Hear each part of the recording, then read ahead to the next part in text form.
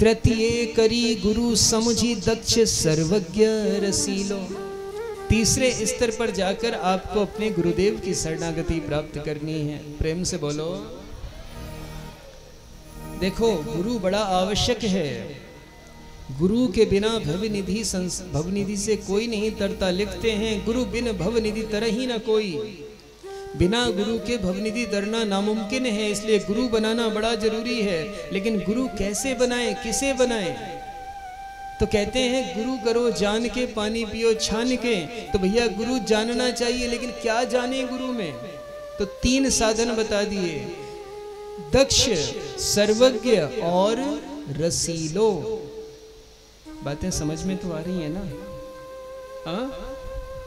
ना आ रही हो तो फिर कथा में चलें आगे।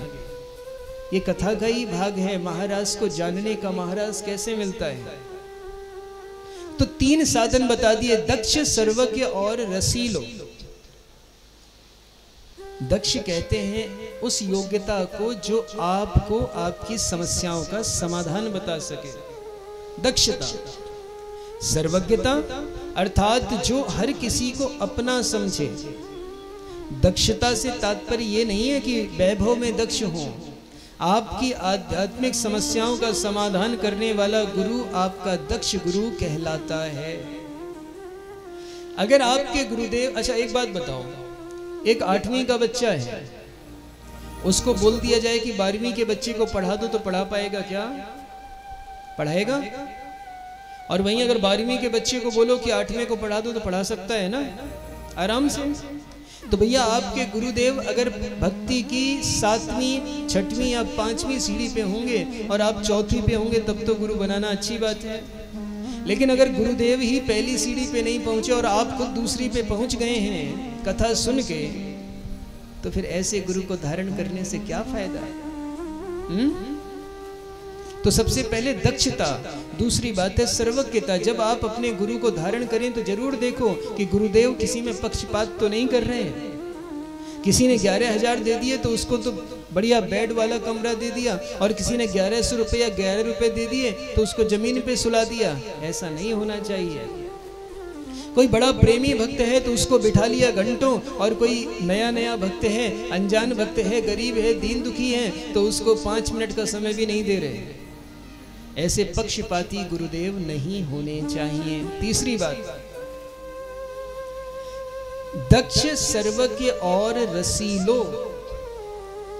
तीसरा गुण है रसीला। गुरुदेव आपके रसीले होने चाहिए। कैसे रसीले?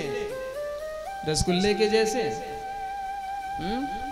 कि गुरुजी की लाल टपकती रहे हर समय, बड़े रसीले हैं हमारे गुरुदेव।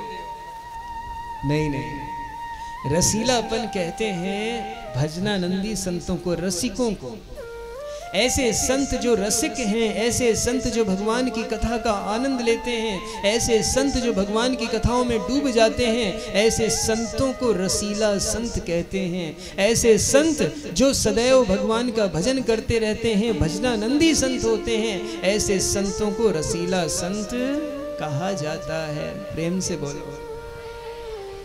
अच्छा, क्यों रसीला चाहिए? क्या किसी ऐसे नहीं बना सकते? रसीला ही क्यों होना चाहिए? रसीला इसलिए होना चाहिए कि जो भी संपत्ति गुरु के पास होती है, उस संपत्ति का कुछ भाग उनके शिष्य को भी मिलता है। अब गुरु के पास कौन सी संपत्ति होती है? धन दौलत तो होती नहीं। और बेचारे कोई अगर ऐसे गुरु हैं जो पूरी तरह से त्यागी हैं, तो भैया उनके पास तो कुछ बचता ही नहीं। तो फिर ऐसे गुरुदेव जो कि त्यागी हैं, उनके पास धन संपत्ति रहेगी नहीं। कौन सा धन है उनके पास? तो कहते हैं संतों का सबसे बड़ा धन है राम नाम धन। संतों के पास सिर्फ एक ही धन मिलता है, वो है राम नाम धन। और यदि ये राम नाम धन संतों के पास होगा, तभी तो वो शिष्यों को दे पाएंगे। एक बात बताओ, एक पिताजी हैं किसी के, करोड़पति हैं। अब जब करोड़पति पिताजी हैं, बेटा उनका 1, 2, 4 हैं, तो करोड़ों रुपया किसके हिस्से में आएगा? बेटों के ना। अब लेकिन अगर पिताजी कंगाल हैं तो क्या मिलेगा बेटों को? कुछ नहीं।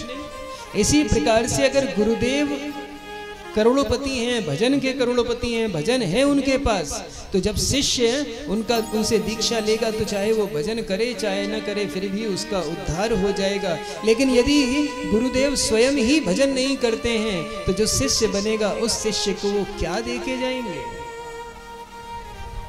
तो इसलिए गुरु बनाते समय विशेष ध्यान रखें कि वो रसीला हो। प्रेम से बोलो।